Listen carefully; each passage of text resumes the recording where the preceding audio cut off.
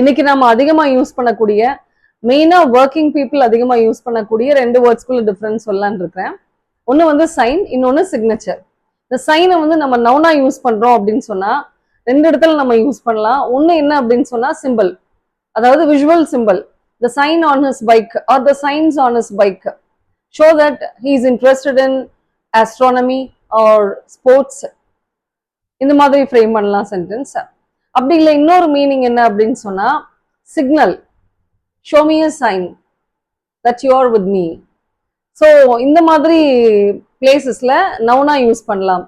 ஆனால் டெஃபினட்டா சைன்ற வேர்டை நவுனா சிக்னேச்சருக்கு பதிலாக நம்ம யூஸ் பண்ணக்கூடாது.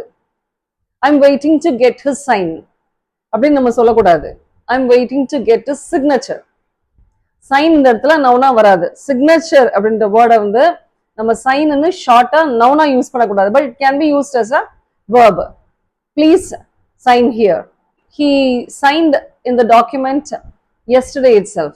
இந்த மாதிரி சைன்ற வேர்டை வந்து வேர்பா நம்ம யூஸ் பண்ணலாமே தவிர நவுனா சிக்னேச்சரை ரீப்ளேஸ் பண்றதுக்கு நம்ம யூஸ் பண்ணக்கூடாது. But it has other meanings.